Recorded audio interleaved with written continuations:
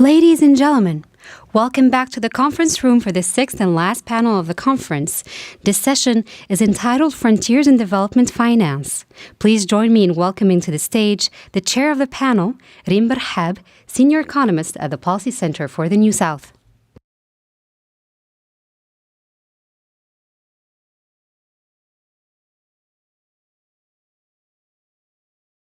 And now, please welcome to the stage the speakers for this session.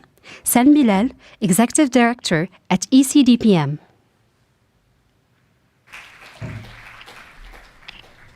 Eric Bergloff, Chief Economist at the Asian Infrastructure Investments Bank. Luciana Servo, President of the Institute for Applied Economic Research. And Sabrina Imran, Senior Economist at the Policy Center for the New South.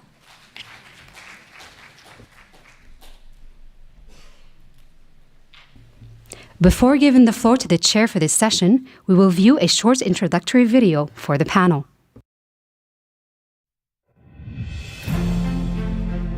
Africa's development financing is at a turning point as traditional aid declines due to shifting global priorities and changing donor strategies. Recent reductions, highlighted by major USAID cuts, have exposed the risks of aid dependency and underscored the urgent need for Africa to overhaul its development finance strategy. In addition to mobilizing domestic resources, innovative financing must be scaled up, supported by stronger institutions and governance. New approaches must not leave behind the communities most affected by shrinking aid. Blending diverse financing resources with clear alignment to national priorities is central to achieving broad-based growth and resilience. How can African countries leverage international aid's decline to scale up innovative financing instruments? What institutional and policy reforms are needed to ensure new financing approaches, promote inclusive growth, and reach those most affected by traditional aid reductions? How can regional collaboration help mitigate risks associated with fragmented global priorities and shrinking traditional aid?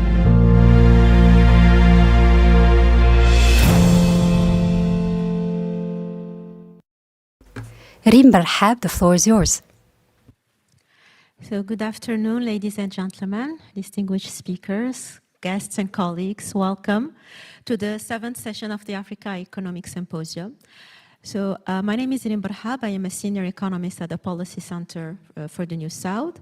And I have the pleasure of moderating this conversation on a topic that is not only critical but foundational for Africa's long-term economic sovereignty. So as we just know in the video, official development assistance has been contracting throughout the past years, not only in volumes but also in political relevance. And in its place, we see a strategic repositioning by donors led by domestic constraint, geopolitical fragmentation, and shifting in ideological currents. And what this moment exposes is not new, but it is very urgent. It exposes the structural vulnerability that comes from over-reliance on aid. And the challenge before us is not just to replace aid, but to go beyond it. And this means redefining the architecture of development finance in Africa.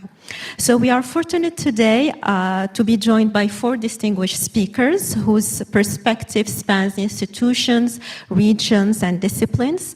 So while I won't recite their biographies, you can find them on our conference app, but I want to express my deep appreciations for the expertise and breadth of experience they bring to the discussion. So we will have a first round of questions, and each speaker will have 10 minutes, and then we will open the floor with the audience. So I'll start with you first, Dr. Sen Bilal. So you are Executive Director at the ECDPM, and my question relates to the 4th International Conference on Financial Development, the FFD4. So the FFD4 process aspires to rethink the global finance, development finance system, but how can this ambition be reconciled with the reality of a fragmented and increasingly inward-looking landscape? Well, thank you very much. It's a real pleasure to be part of this conference and to have the pleasure to listening to a lot of the very interesting debates and to be with this prestigious panel. So thanks a lot for the opportunity. Earlier this month, indeed, I was in Seville at the 4th Conference for Financing for Development. And coming back, I wrote a short blog that I decided to title Boosting Hopes, If Not Finance. In the sense that, it was certainly nice to be back again with people who think about development in general, not in a gloomy term, but thinking about what should be changed. And there seem to be at least these commonalities. Of course, we were selected, those that decided to go there. So there was a self-selection process, but being based mainly in Brussels, where it's much more gloomy and depressing in terms of putting the development agenda, that was quite pleasant. And in a sense, perhaps, there were several elements. First, the financing for development agenda, it is quite interesting because it's not just about developing countries. We were also talking about the international financial architectures, about where we're collectively going.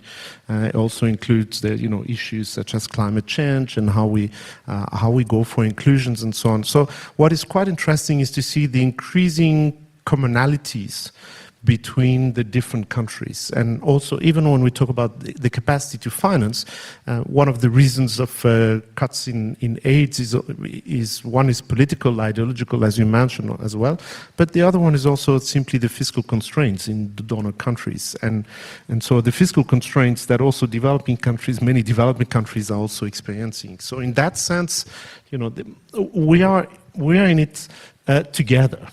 So I think that was probably a nice feeling. The second reason is that, to be honest, earlier this year, I was quite pessimistic about what would be the outcome. So, of course, it's a very long, the Seville commitment is a long 40-plus page declaration, so where you have a bit of everything for, I call it also a Christmas tree in the middle of summer. And like at Christmas, we are sometimes happy with what we find, and some of the elements we're disappointed that we don't have the gifts and the elements that we were hoping for. So the assessments of the outcome is varied. But I still believe that we at least managed to avoid a very strong opposition between what we call sometimes the global south, and I really like PCNS because you call it the new south, and the global north, or the western countries. Because in a sense, I think the New South was asking really fundamental questions about the inequality, the unfairness of the system, the fact that we live in a, with old-fashioned institutions for the current time. So they were really addressing systemic questions. And then I participated both in discussions in the New South, and in particular in Africa, and in discussions among Westerners, and in particular among Europeans. And I could really see that among Europeans, you had also a strong constituency that was trying to say, in these difficult times, we want to try to save some of the development principles. And we're trying to do the most that we can in a politically and economically difficult context. And then I thought we're doomed to fail, because you have on the one side some actors asking for systemic changes, and you will have some others that say, well, we cannot necessarily deliver on the systemic changes in the global context that you're asking for, but we will do our best to put something on the table. And so I was afraid that, the South would be complaining that you failed to address our questions, and the North will be saying, come on, we try our best, and we fought, in our capitals and so on, to put the best offer on the table, and yet still you seem unhappy. And in a sense, probably thanks to Trump, I would imagine, there was this notion that we have to be collectively together. We cannot go into this blame game of North against South, and we're trying to solve or to address some of the questions. By the way, I was also I mentioned I'm based in Brussels. In May, there was the ministerial meeting between the African Union and the European Union representatives in preparation of the summit later this year in November. And it was, I think, the same kind of dynamics. Normally, we would have seen the Africans really complaining about an agenda driven by Europe and Europeans trying to navigate the elements. And what we saw there are a lot of differences, in fact, that exist. But what we saw is that the call for unanimity, or for consensus, that we don't want to exacerbate our differences because we have to collectively try to address some common challenges. And in that sense, perhaps the current crisis is an opportunity. Now, let me shift perhaps to also the way it is perceived in Europe and this beyond aid agenda.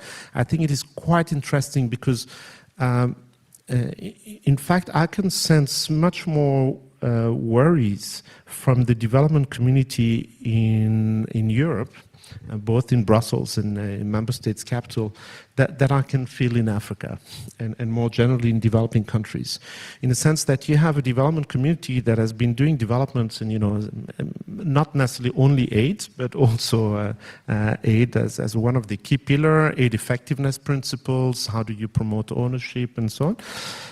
And then they suddenly realize that they are increasingly marginalized in their domestic constituency, including in government. So, you have a lot of governments that are more right-wing or populist, radical right and populist, that are not interested in development. And I think the broader issue, and I'm not talking about aid, but I'm talking about development in general, what is quite worrying in Europe is that both among many governments and also among many in the population, they don't seem to realize that we have these common goods and common challenges that we have to address.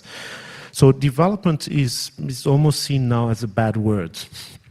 And what are they seem to be, and so for the development community, those working in development agencies and in ministries about development, they feel attacked by their superiors, by their other ministers, so they don't feel that they are supported, and they are questioning, we have to change, we have to adjust our model, but what should we be doing? And there's a bit this element of being a bit in disarray.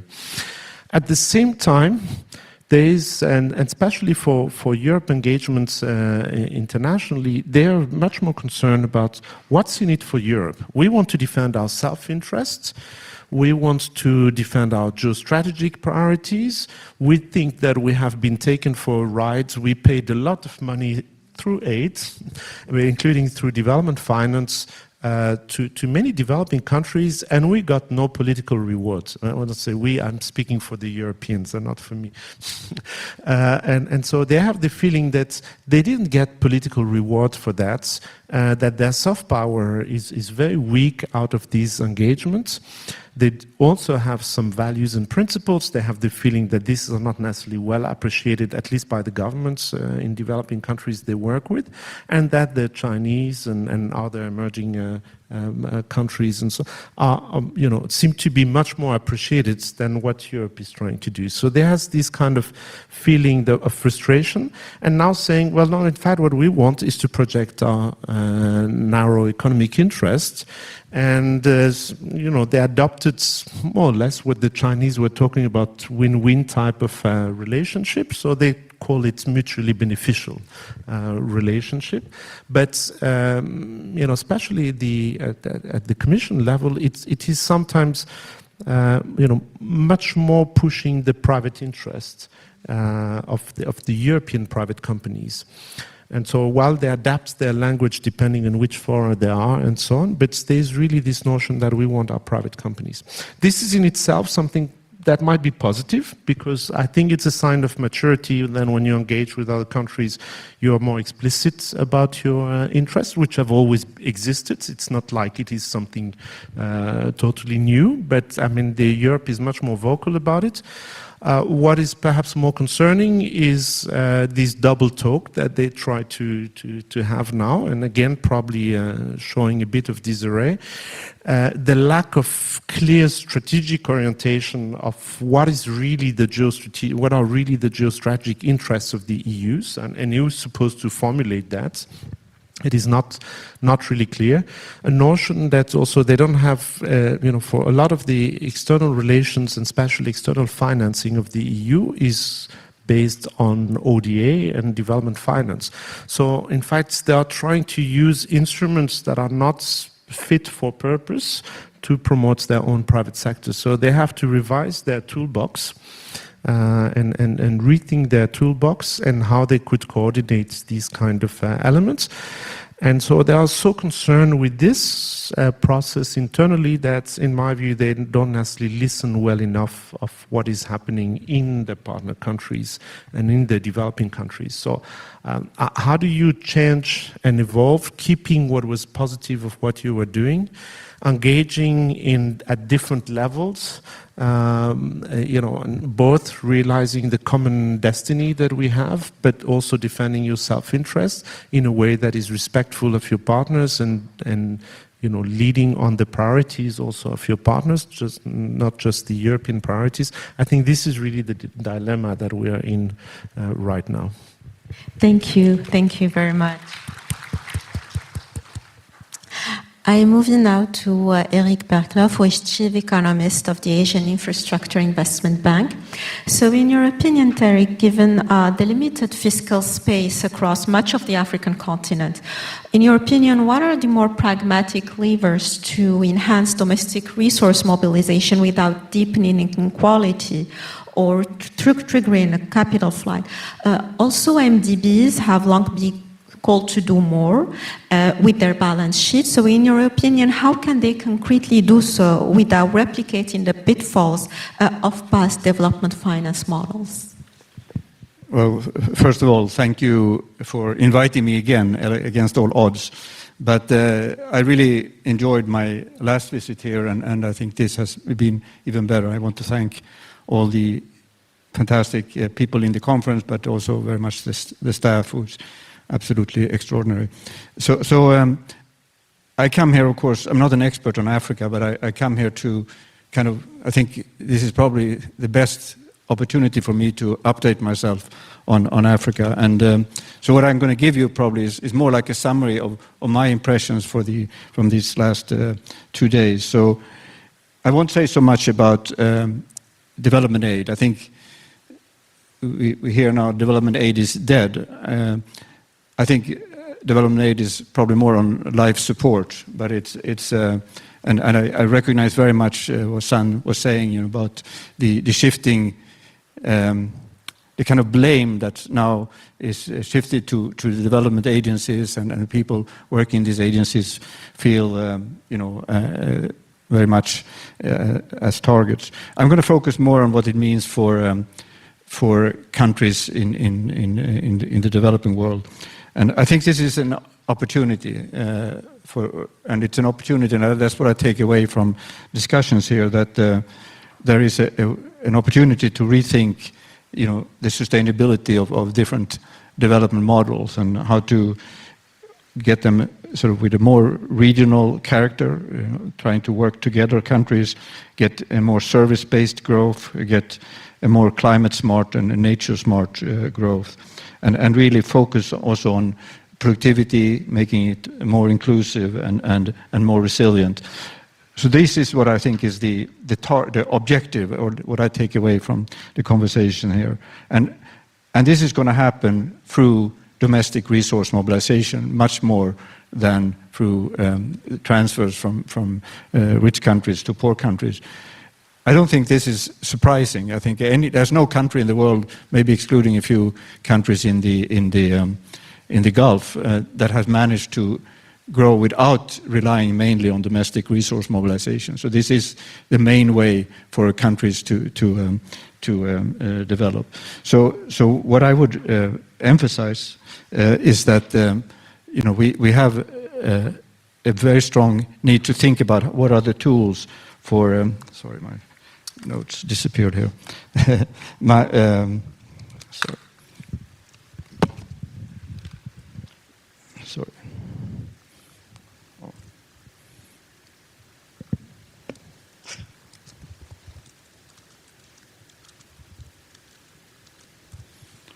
Yeah, no, sorry about that. So that domestic resource mobilization is the way forward. It's about also, facilitating regional integration. We had two fantastic panels this morning on that, and using cross-border infrastructure to make that integration happen. And of course, in a good scenario, these feed each other. You get more integration, you get more demand for cross-border and regional infrastructure, and that's the process you want to get going. And of course, that infrastructure has to be prepared for the world we are living in. So it's about climate resilience, it's about making sure that we are not further causing nature loss and so on. So we need to invest in also in nature as infrastructure. So that's what I see the challenge. And you asked me then about the MDBs. And the MDBs, to me, are actually a part of the development community that is very much alive and kicking. And there's a lot happening there that maybe not everyone is aware of. So, it's increasingly behaving as a system. So I can just say, I spent altogether about 15 years in this system, and I think the way it's working now, it has never worked so much as a system. There is very much reliance on co-financing. We are the largest co-financier of the World Bank, and the ADB co-financing is very much a way of recognizing each other's standards, getting more transparency, and so on. So I think this is a very positive development. We have a lot of coordination on common roadmaps, working together, doing asset exchanges also across different regions. Some of you have probably come across this capital adequacy review that was done by the G20. It has really transformed risk perceptions in MDBs, and we now know that these risks are much lower than we previously assumed, and that has allowed us to release a lot of capital. And we, for example, we are not going to be capital constrained for the next 10 years at least, and similar situations in the Asian Development Bank and so on. So I think there we have managed to make real progress. We will also see, we have already seen some capital increases for these institutions. So that, I think, is also good news. The collaboration with national development banks are improving very rapidly, and I think, to me, that's where a lot of the space for improvements are coming. And I would also say that the work with IMF has improved, that the collaboration, of course, there are some changes going on in that space, but on the whole, I see IMF much more involved and taking much more seriously fragile states, for example, or countries with fragilities, also getting more involved in the climate agenda. We'll see how long that lasts, but I think that's also very positive. There's a lot of space for further expansion and collaboration in this system, is my reading of things. So on a few words just on what can we do in terms of domestic resource mobilization. We spoke a lot about the increasing taxes, and there was probably an agreement that property taxes is a very promising way to go, and that has advantages when it comes to also the other aspect of domestic resource mobilization, which is financial development and deepening financial systems, mobilizing savings through the financial system. I think that is something that is very important in Africa. I've seen it work in Eastern Europe, I've seen it work in Asia. We need to make it work in Africa as well. I would also say that the issue that very much is the problem of a lot of infrastructure finance in particular is the reliance on dollar financing or hard currency financing. That's something that we very much need to get away from. And of course that's related to macro policies in the countries where these investments are taking place. But it's also, I think there is an opportunity, and I wanted to mention another example of MDB collaboration. We are working with EBRD on a proposal to create a platform for local currency financing. So we want to create an entity that can work on raising and working with local financial systems to trade in local currency, and at the same time have a group of people who are really deeply experienced in promoting financial system development and so on. I think that is, we're going to want to use this across MDBs. We're working with the European Bank for Reconstruction and Development, but also trying to bring in other development finance institutions, because these institutions can never do local currency financing. But if we could do this on a common platform, delegate authority to this over treasury transactions to this entity, that would be very much the future, I think, for getting out this sort of original sin of dollar financing. So I hopefully I've given you a balanced view. I think that I agree very much that the issue of development aid will be it will be very different. I think we should think of development aid as reinforcing domestic resource mobilization, targeting specific constraints, but really just helping to mobilize resources domestically.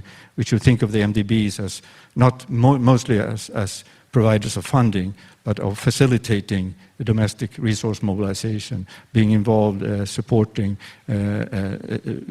development of financial systems, overcoming reliance on dollar finance and so on. So it's a much broader role than just being a lender. Thank you. So thank you very much, Eric, for your complementary perspective. So now I'm turning to you, Lucia Servoso. You're president of the Institute of Applied Economic Research in Brazil. And in this sense, what lessons can Africa draw from Latin America's experience in terms of development of finance?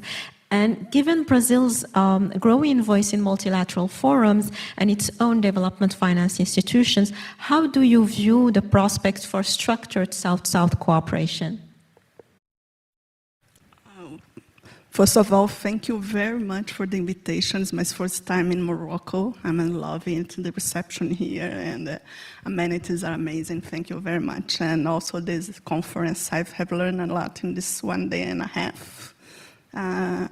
And I say that we will learn from each other.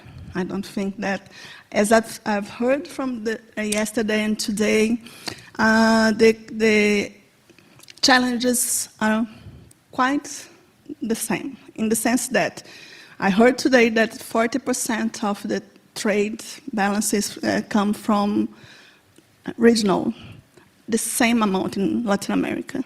It's exactly 40% of the trade is coming from regional trade. But the discussions about pooling resources and creating or boosting regional markets, harmonizing policies and regulatory frameworks, joint advocacy of stronger the voice in the global forums, strengthening the voice in the global forums, knowledge sharing, capacity building, strengthening governance, enhancing data and monitoring systems are happening in Latin America and in Brazil, and bilateral and regional discussions. What I think that is, I can pick up from the last panel is that we have a strong project of integration corridors for South America. And I think that maybe the difference, I don't know much about Africa, although I heard a lot here, but the difference is that we have like 5 corridors planned, and these corridors tend to do 2 things: integrate the South American trade, but also go through a Pacific route for the trade with China, Asia, and Pacific, and Asia mostly. And in this sense, let me give you an example. You have heard of the Amazon region, that is the northeast of Brazil, and you have a port in Santos, that is the southeast of Brazil. It's like 3,000 kilometers of distance. And the cashews, the acai, and the cosmetics that are produced in the Amazon regions that go to Peru and Colombia, that is in the border, goes through the port in Santos, through the Atlantic to come to Peru and through the Panama Canal. So it makes no sense for us not having integration of routes. One of the first routes is the Amazon route, or the Amazon corridor, that will integrate Peru and Colombia to the states that trade with Peru and Colombia. This route might have its finishing projects in like 1 year, 1.5 years. Then we have another route that is Guyana routes, the Suriname and Guyana integration with Brazil, growing for the Panama Canal and doing also the integration for that might be, maybe will be ready by 2026, December 2026. Where the money is coming from? There are 1,900 projects, 150 are national finance, 14 are concessional. But there is a difference there. The regional banks are important players in this process. So the EADB, the Inter-American Development Bank, the other bank was called the Caribbean Andean Bank, now is also Latin American Caribbean Bank, the CAF, and Fomplata are helping to boost these projects. They are giving some concessional loan, but mainly they are giving the guarantees for the projects, for the national ones. They are used to work in Latin American projects with the states, the governors, the municipalities in Brazil, and so they are discussing boosting this project, mainly the IDB, but the others too, so that they can go further with this project. Besides that, there is strong advocacy from Brazil Ministry of Planning for this project. IPE is part of the Ministry of Planning. We produce evidence, informed policies for them. And we have talking about the corridors for a long time, but now there's a national decision to do it. And then Brazil Ministry of Planning did two things. Call the governors from the 11 states that are in the border so that can see if they are interested in this kind of project, how they're feeling about this kind of project, and then did a strong advocacy with them, and then put them with a strong connection. They have connection, but a strong connection for the corridor with the governors from the states that are in the border. So with these ones from the Colombian and Venezuela governor, the things are going quite well. Also with Chile, for the Bio-Oceanic corridor for the Atlantic and other ones. And they're estimating like for the first what we call the 4 pillars of these corridors, that is infrastructure, logistical and communication, energy transmission lines, and security. There's a safety and security is a quite important issue in Latin America. So many countries are saying we will do this integration through infrastructure, but we need to guarantee that the problems of narco-traffic problems and others don't come crossing the border and bring problems for our national population in the countries like Chile that is quite safer than some states in Brazil. And this also involves the Ministry of Justice, our federal policy, and other institutions from the judicial system. So I think the difference might be the fact that we have this consultation around provincials and federal government in the countries, and also these players from the NDBs, the regional banks, supporting this regional integration project. As you know, we have been discussing local currency payment. We have been able to do a lot of, like the digital coins and payments in Brazil and Latin America is quite advanced.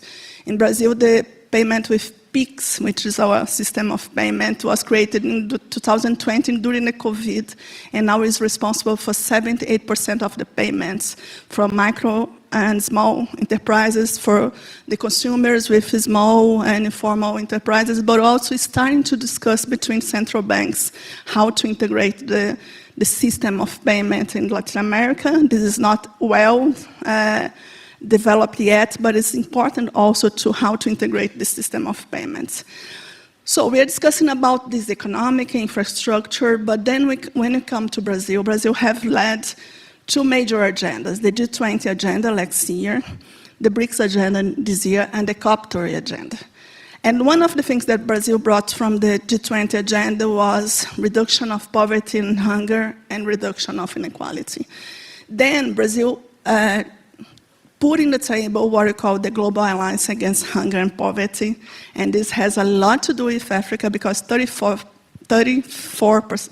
countries from Africa have become members of the alliance, are working on the alliance, and four countries already have their national plan for accelerating the reduction of hunger and poverty being put on the table, and 30 others from 100 countries that take part of the alliance are already calling for some kind of aid, but the aid is not necessarily financially. One of the aids is knowledge aid. We have a knowledge pillar in the alliance, and the idea is for boosting the discussion between countries about their policy baskets. That is one of the things that the alliance brought, and the best way of reducing poverty, technical ways, and etc. But also have a financial pillar. There is a national pillar. All the policies have to be national owned by the countries. But there is also a financial pillar. And again, the ADB become an important player. The ADB commits to put 25 billion or facilitate 25 billion for the alliance. So although aid is not the central part, it's important in the alliance too. And the last part, I think my time is already. The last part is what we call the high net worth individuals taxation that Brazil proposed during the G20, but what came from G20 is that each country will try to do this progressive taxation process for the high net worth individuals. As you know, we have a few individuals in the world that takes like 20% of the all income of the world. And where are these individuals? In digital, financial, and some of them in real economics. So we are dealing with a new and different way of thinking about taxation. Taxation of digital is something that we are discussing in Brazil, and it's quite important, and also discussing some regulations for BRICS and for other countries. But Brazil puts forward a process of doing a progressive tax for our high net worth individuals that today pays only 2.6% of taxes to pay at a minimum of 10% of taxes. So that's something to have recipes and money for investing in this kind of project. So I think that's the main issues that we're discussing in Brazil, and we can go on for the debate. Thank you. Thank you very much, Luciana. So I'm moving now to my dear colleague, Sabrina Imran, who is a senior economist here at the Policy Center. So as traditional international aid decline, in your opinion, what are the most effective innovative financial methods African countries can adopt to fund critical development and climate adaptation, for instance? And how can African nations ensure that their partnerships with international parties in strategic sectors such as green energy lead to equitable financial benefit and creation of value added? Thank you very much, Reem. Thank you very much for the invitation. It's a pleasure to be here today. It's also quite challenging to go on last after all these insightful presentations, but I try to tackle the topic from a different point of view. So as you mentioned, there is traditional aid, which is ODA, official development assistance. And basically, this is bilateral aid coming from government to government, going from developed to developing countries. And then we have a whole range of financial mechanisms that we call innovative financial mechanisms. Now, this term is often criticized, and I can say the same as well, because it includes a lot of financial mechanisms that have already existed since long ago, but that we are trying to portray as new solutions for today. These can include, for instance, results-based financing. This can include also remittances and diaspora funds, blended financing, debt for development swaps, and also other targeted mechanisms such as carbon markets and climate finance. Now, the type of aid that has seen the most decline in the recent year, and in the recent years basically, is traditional ODA. And it's aid that coming from donors. And between 2024 and 2023, we have seen a shrinkage in this aid by 7% in real terms. And this is mainly coming from bilateral aid. If we look at the aid that was received by Sub-Saharan Africa alone, it's a loss of 7.8% from 2021 until today. Why is that loss happening? It's because of the loss in aid coming from the US to geopolitical reasons, as you mentioned earlier at the beginning of the panel, but also coming from European donors' aid that are contributing less to peace and conflict prevention aid. Now, we need these funds, whether it's ODA or innovative financing mechanisms, for different reasons, but I'm going to focus a little bit on climate finance. So we have seen it in the panels earlier, but it is a truth that cannot be escaped. Climate change repercussions are real. We are seeing them every day. And the money is there, because if you see the assets under management that are owned by the key assets the key asset managers in the world, there are only trillions that are tripling and doubling every year. But at the same time that we were beginning the year with fires in Los Angeles, BlackRock was saying, I am withdrawing from my clean climate initiatives. So you see that there is a mismatch. And the countries that are suffering from this mismatch are the countries that are already vulnerable and least equipped to face climate change. So in terms of the losses that we have, for instance, the countries that are least equipped in facing climate change repercussions and damage impacts are expected to face $500 billion of climate-related damages annually.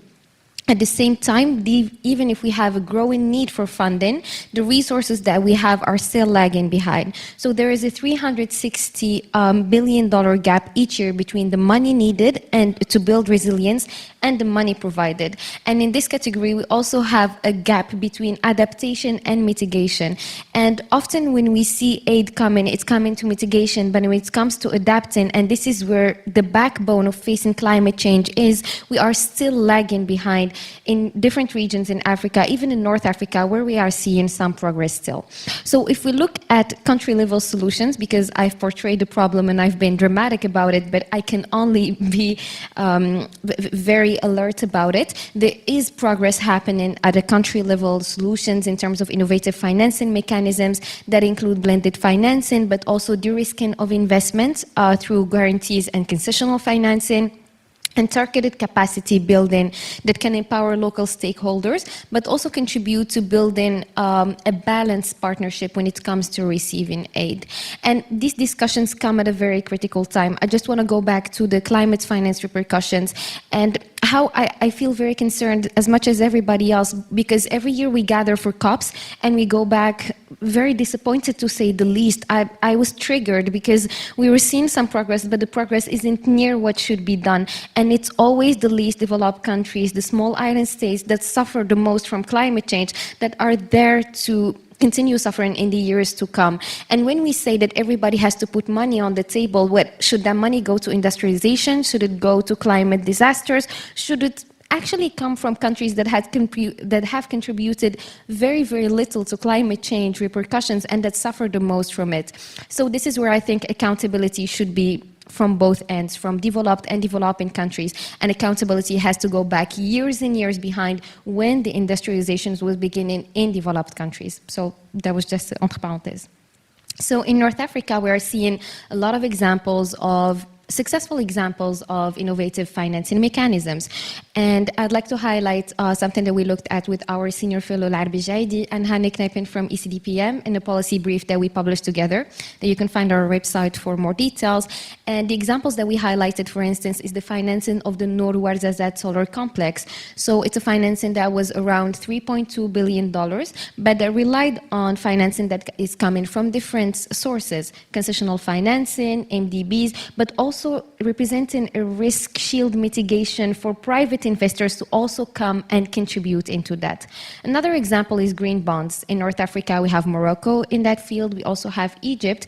And since 2020, Egypt was able to mobilize a lot of money into green bonds and to actually give an example that we can have local solutions in North African countries that can gather pooled funding in order to provide solutions for climate change and for also supporting green energy projects. We also have project financing, as I mentioned before, in the mechanisms, and we see that in the green hydrogen value chain, for instance. Egypt and Morocco are both looking at that as well, and we have that, for instance, in the exports of green ammonia that are already in markets that is ready ahead of us, and that can help risk mitigate and create offtakes for a sector that is still at its early beginnings and is very high risk as it can be perceived by some private investors. Now, how can African countries actually contribute and be part of the discussion to create a balanced narratives? There are recommendations that I'm going to mention, but I think it's accountability once again, seeing what was done before and how we can replace the damage and how we can create impact past the short-termism, because if we look at long-term problems that are going to still be with us in the centuries to come, we cannot come with ready 5 to 10 year solutions and say that this is what we can provide to you. So first we have to move beyond extractive models. This is also in the same recommendations of the policy brief. And here we were analyzing and criticizing a little bit the EU's agenda for being too extractivist and insufficiently aligning with North African agendas and priorities. So many European investments in North African countries, for instance, just focus on renewable energy in terms of exports-oriented approaches rather than creating impact on a local level. Second, and it joins the first idea, it's prioritizing the local development integration. And for this, we need a bottom-up approach for the different partnerships and projects that we are looking at together, and promoting strategies that are tailor-made for the problems and for the challenges that are faced at the local context. If you look at the African continent as a whole, you will not have one solution made for all countries. And this is where sometimes development aids lack in looking at the local solutions to provide to the local problems. 3 is really scaling up demand in green industrialization. And this is where energy market integration and climate resilience should be at the center of the solutions and lead to job creation. And here I'm not only mentioning the job creation that happens at the construction phase, and then when we start exporting, there is no one left behind, and these people need to work in other fields. I'm talking about capacity building, I'm talking about training programs, and building long-lasting jobs for the communities in these local countries. And it's also strengthening the local institutions' capacities in terms of financial planning and project implementation, because these are essential to empower and design and execute successful climate projects. So really 4 or 5 points that I think should summarize a little bit all this reflection is first, for the countries that are receiving the aid, and here I'm talking about African countries, it's negotiating local content requirements in partnership agreements rather than just taking the money for what it is.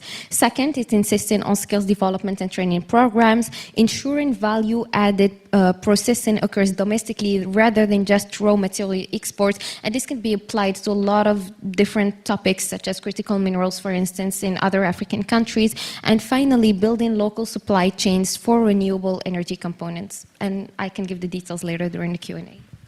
Thank you. Thank you very much, Sabrine. I would like to thank all our distinguished speakers for their thought-provoking views. So we have now about 30 minutes for debate. I already see a hand here, so if you can give him the mic, first row. And then we'll gather 2 or 3 questions, and we'll do a second round eventually. First row.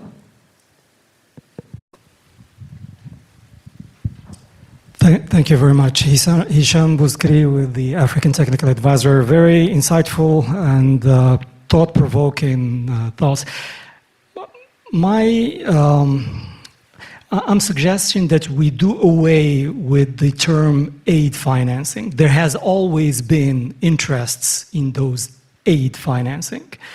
So moving beyond that term, especially with public opinions in Europe that are less likely today to accept the term, let's change the narrative and talk about investment in long-term security of Europeans or Americans. Can we, by changing the narrative and presenting what it's in it for the European populations and the global north, or whatever you want to call it, be able to mobilize much more investments in terms of win-win partnerships that preserve the dignity of the populations that are benefiting from these investments, but that also do the explaining that is needed by the northern population so that it's accepted, encouraged, especially that today the budgets in these European countries need to arbitrage between defense and investment in the future. So I'm suggesting that we come up here with a better narrative so that we no longer are begging for aid. We are actually presenting investment opportunities that are actually to the benefit of the donor and of the beneficial. Thank you. Thank you very much. I see a question on the back. Yeah. Thank you very much. I have one observation and one question. So the question perhaps to San Bilal would be about how the trade-offs and what the discussions look like.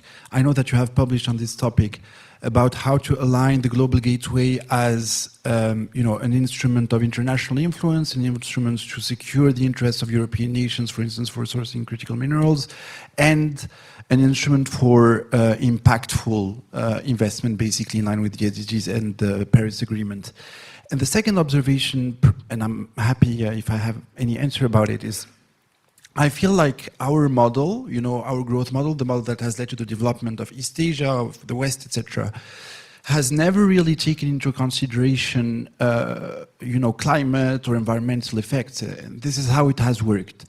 And when I see, for instance, competition over AI, the huge investment that is going in investment on infrastructure that we know is going to consume a lot of fresh water, that we know is going to consume a lot of electricity, and the solutions being brought is basically just investing wherever there are strong fossil fuel resources, or where there is capital, or where there is land, or just going nuclear, I feel like the externalities are not really taken into account. And I really wonder whether this whole green industrialization, green growth narrative, how anchored it is in truth, and whether we have concrete examples of that. So the European Union keeps saying, for instance, that the carbon intensity of its GDP is declining, but at the same time, the European Union is also has less manufacturing input, for instance.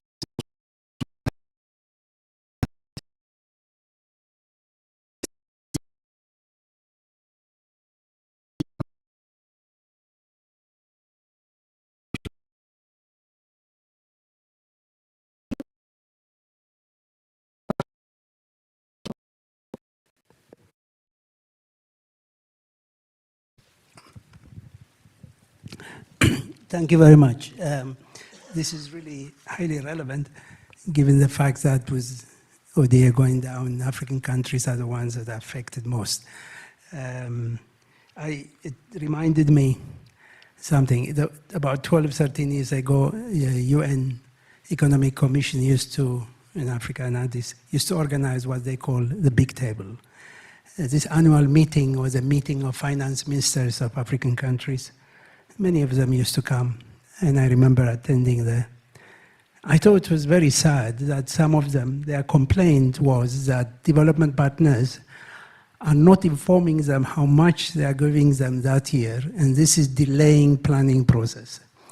Now, if you're delaying budget and planning process of the country because you're waiting for development partners to tell you how much they are giving you, that's really a sad story.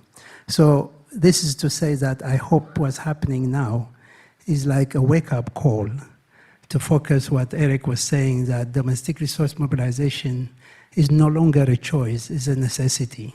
Difficult as it is, they have to focus on that. So related to that, two quick questions. For San, thank you very much for telling us what happened in Sevilla.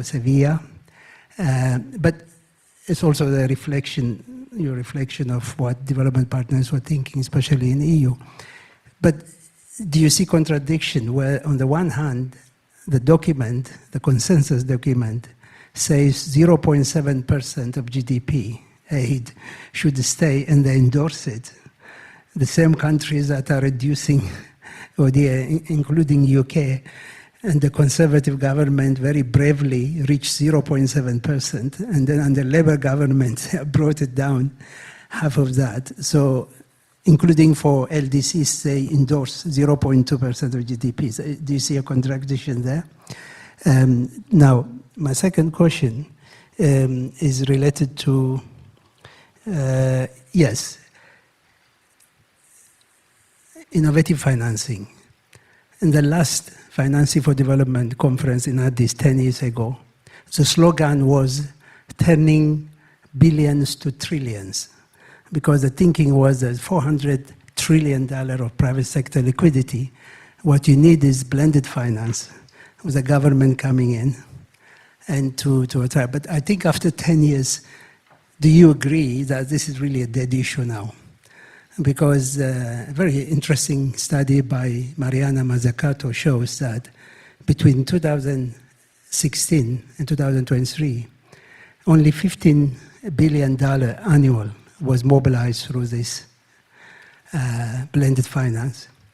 And out of that, 73% was from the government side, only 27% the private side. So what has happened is that this process tends to socialize the liability and privatize the returns. So really, do you really agree that blended finance, we can't rely on it anymore? Thank you. Thank you very much. So I'll turn it to our panel first to answer these questions and see if we have time for a few others. Please go ahead. Thank you very much. Thank you for summarizing the European position also on the fact that, you know, it's a win-win type of endeavor. I was very proud that in my first intervention I managed not to mention Global Gateway, so talking around it.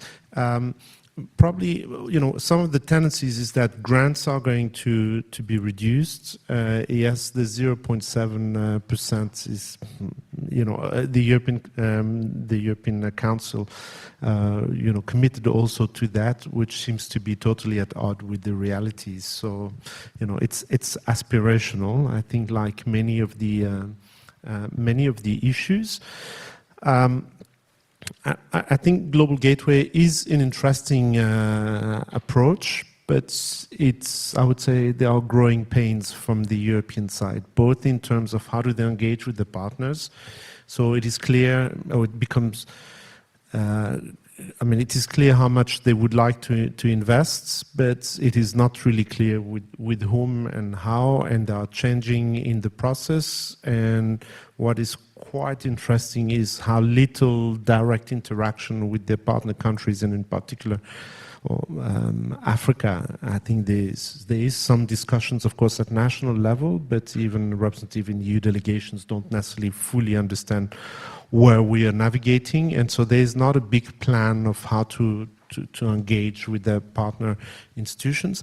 I also find that, very interesting, Eric was talking about the co-financing, and if Europe were really serious, I think, on partnerships, they should think much more about how to co-finance Global Gateway, and not just mention its own instruments and its own approaches.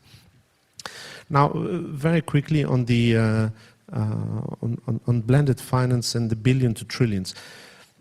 I don't know if we will ever achieve the trillions, but I think it was a rather good slogan, in particular because there was this notion before that private sector was, yes, just privatization, it's not good for development. I don't know any country that has developed without private sector.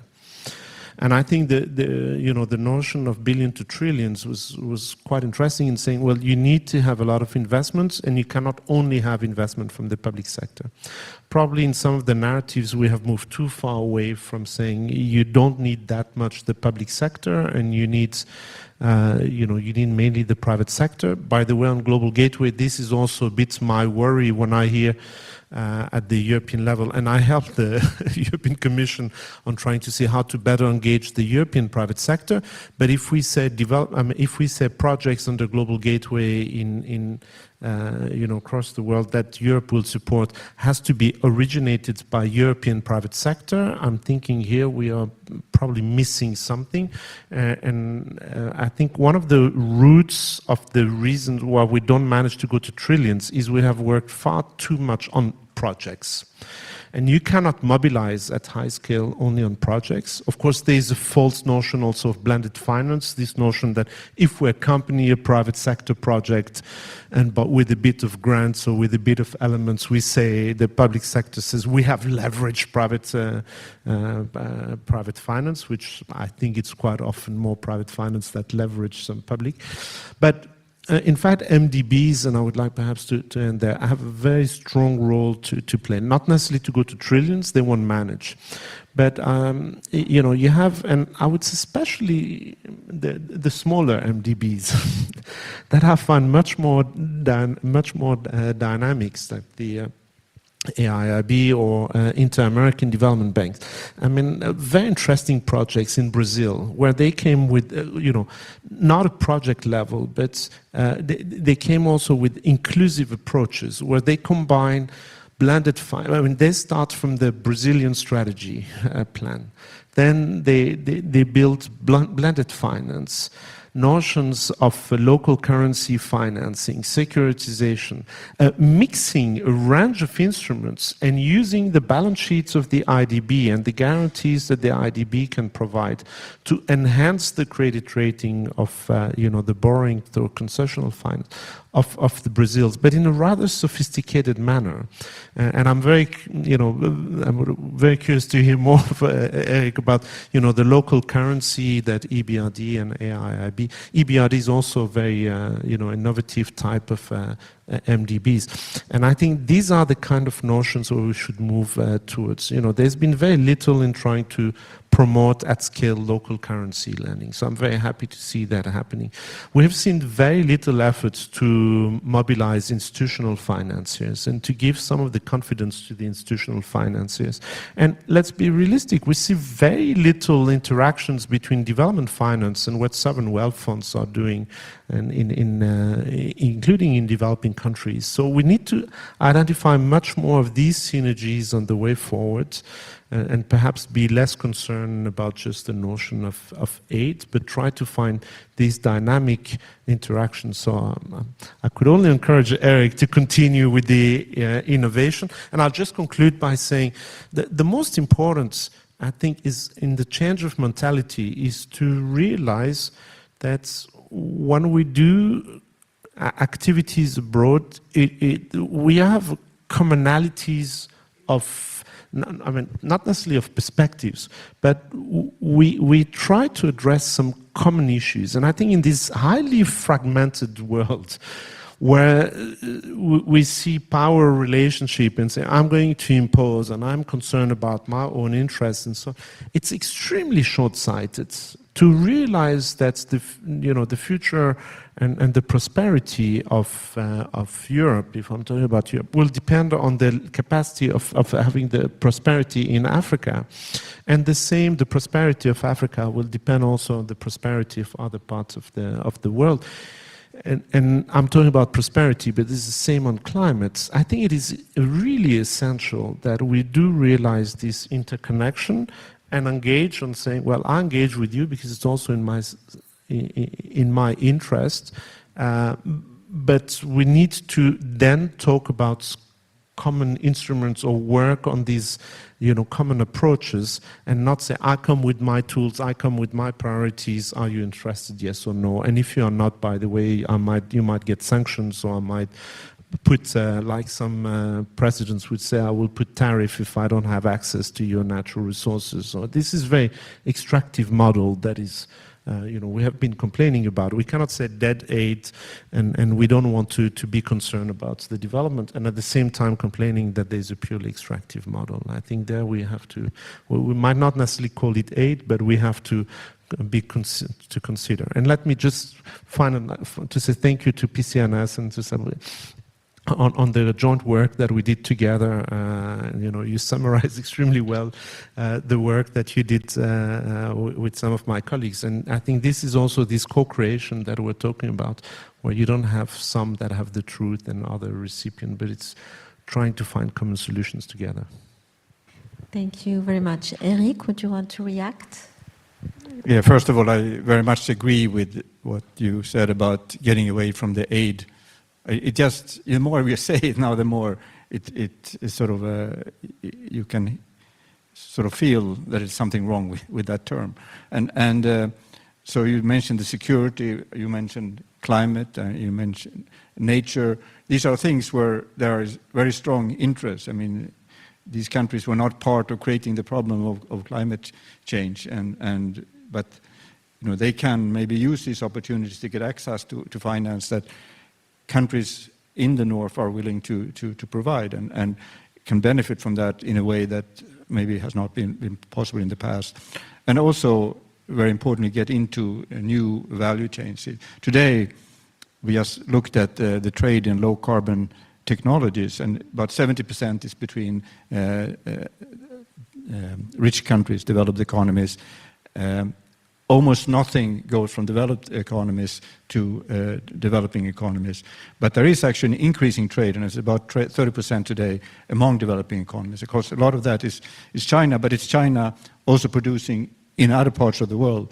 And I think that is how we have to think about this now. I think there is actually a lot of complementarity between the Chinese technology and the European sort of policy experience or experience of managing demand side of running emissions trading systems and so on.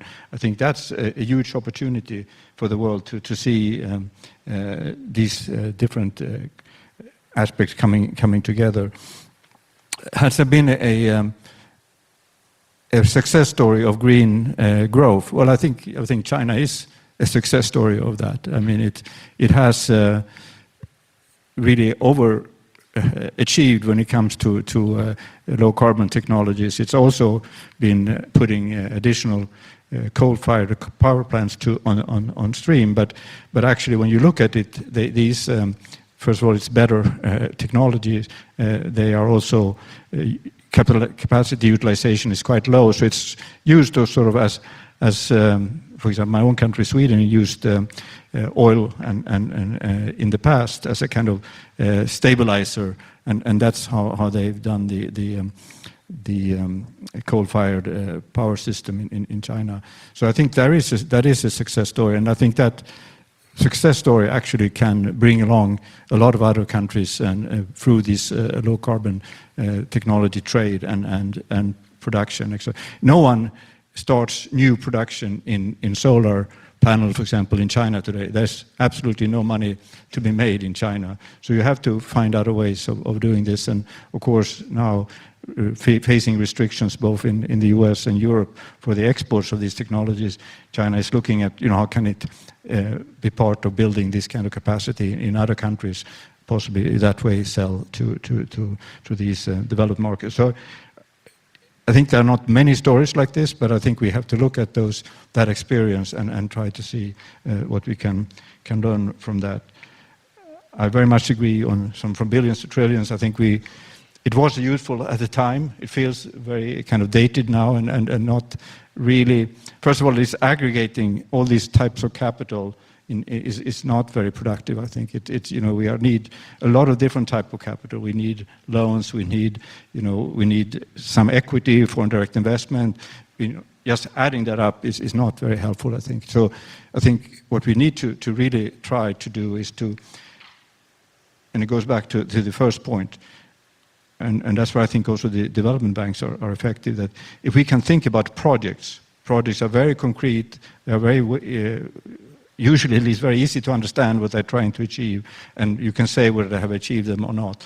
I think having much more of this kind of support from countries that tries to help with domestic resource mobilization channel into projects and targeting specific challenges that these projects face.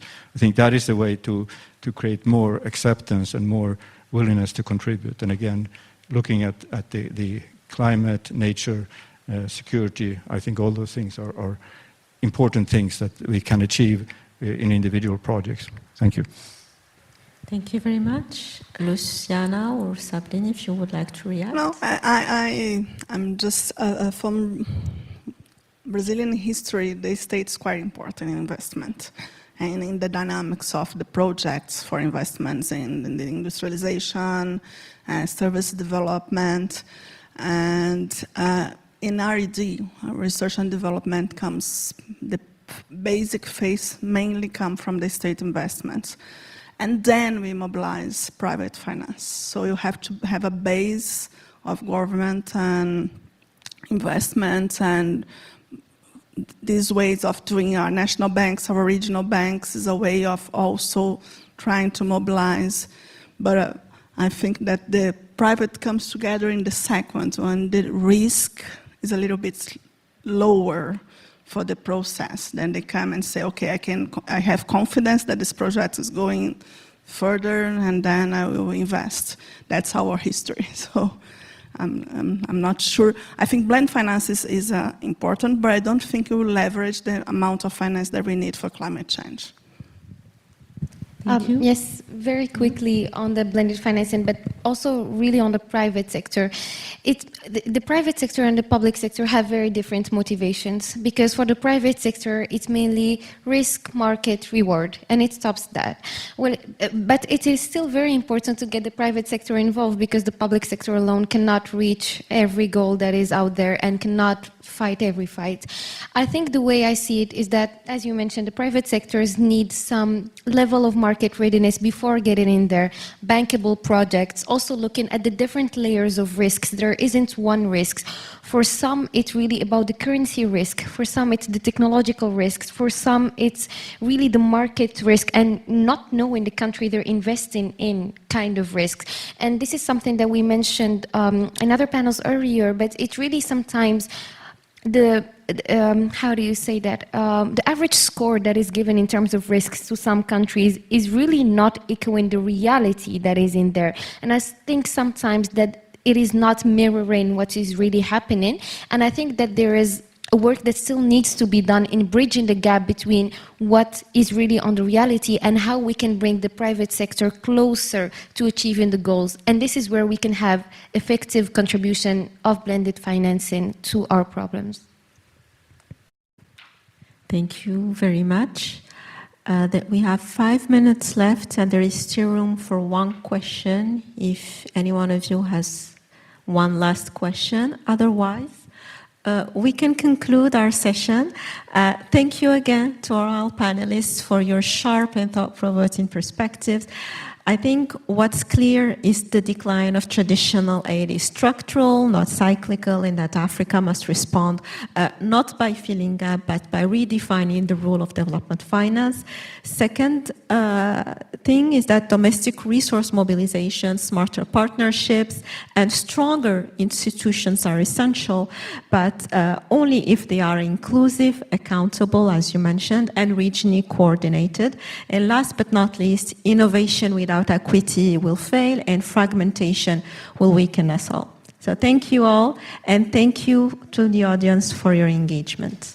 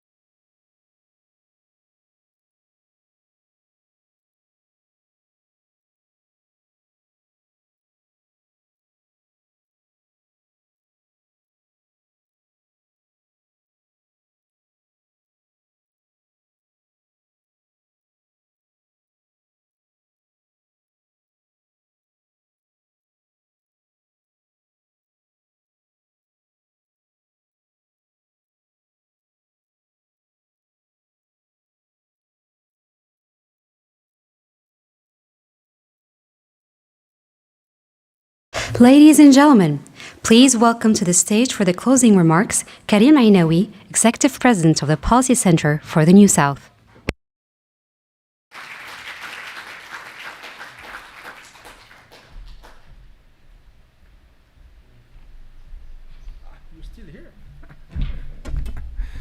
Karim Ainaoui, the floor is yours. Well, thank you for staying and congratulations, actually.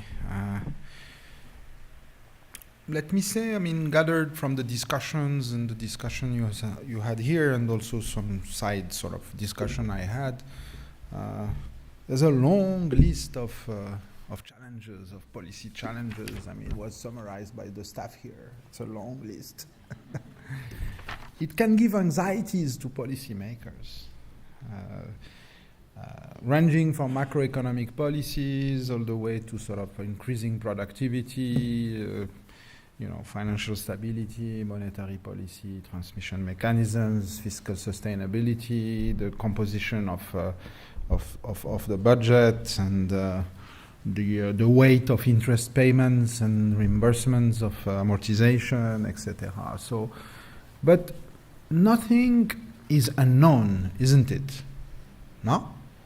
I think most of those are long-standing sort of structural policy challenges. I mean, the flexibility of the budget, its capacity to be counter-cyclical, the transmission mechanisms of interest rate movements, of course, productivity, etc. So I think maybe the difference is that within the current world as we see it, unfolding, mistakes will have larger consequences and the price will be higher. I think in an uncertain world, those mistakes will have, I think, larger consequences. The second element is that you will pay maybe this in terms of sovereignty and independence. And I think in a world where hard power is sort of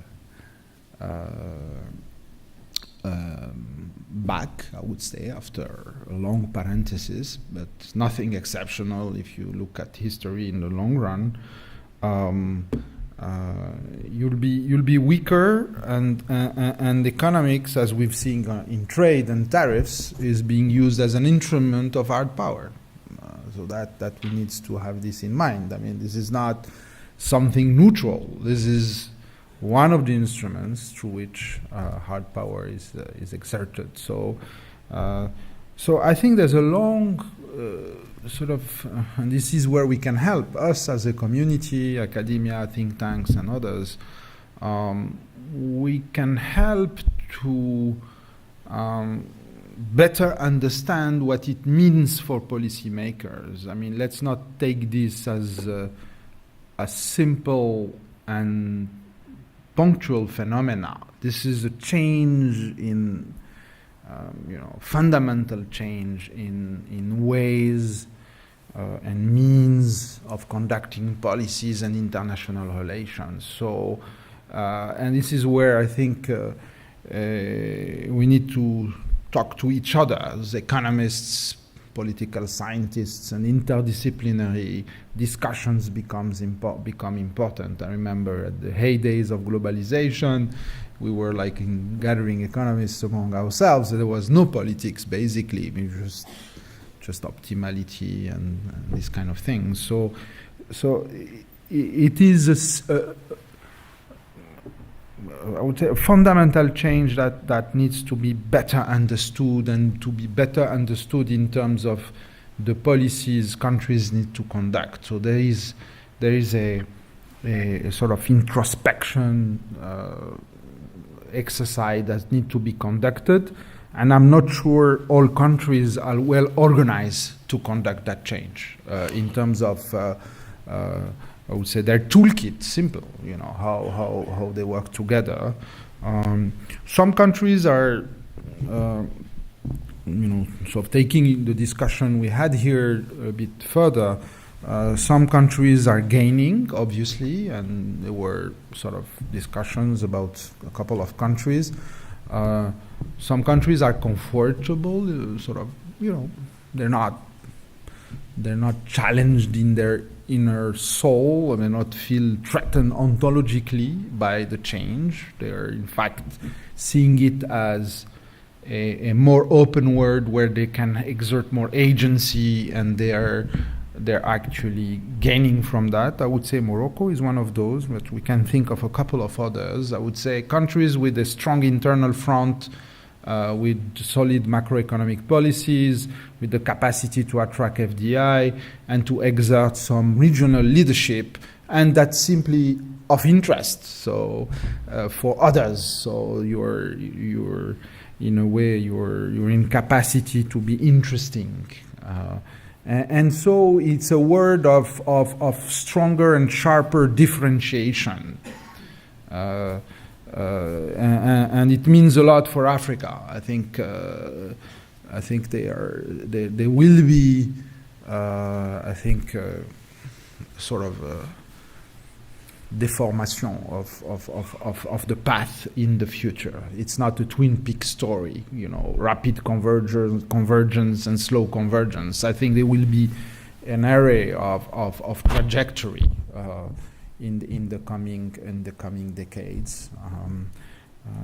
So this needs preparation, and that's what we do. And thank you for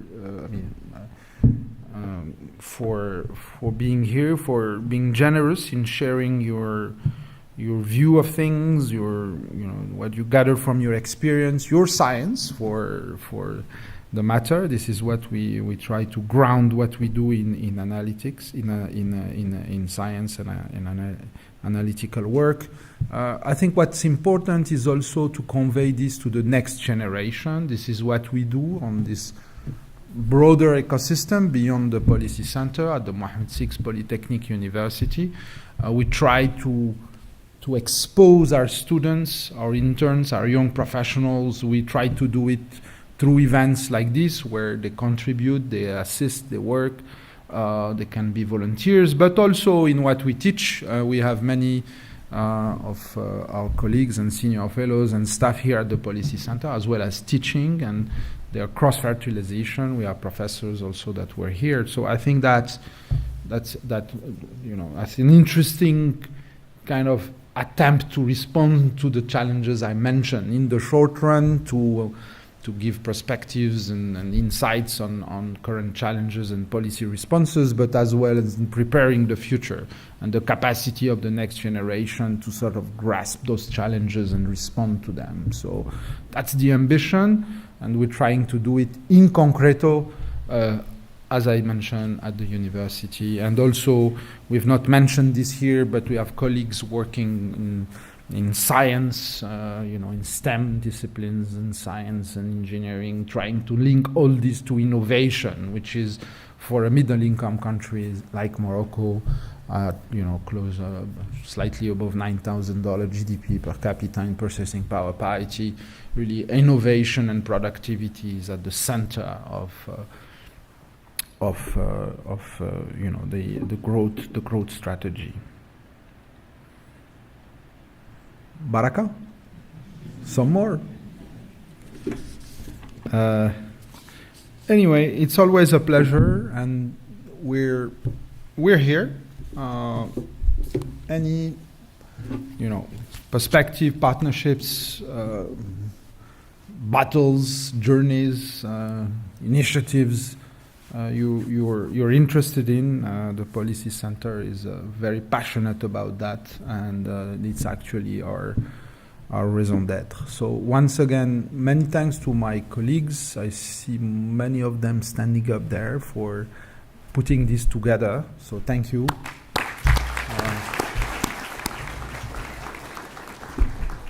And particularly to Meima and Yassine. So where are you, Meima and Yassine?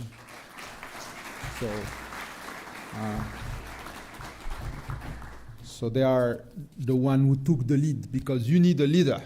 So they have to sign off on everything. Otherwise, I turn around and I ask people and say, it's not me. So it's them, but so the success is yours as well. So many thanks to you as well. Our colleagues here in Morocco and France, but also you guys that have traveled to Morocco. I hope you'll stay a little bit to enjoy the city. Rabat is a beautiful city. It's a good time to go and swim. The Atlantic Ocean is right there, not very far away. So many thanks again. Thank you.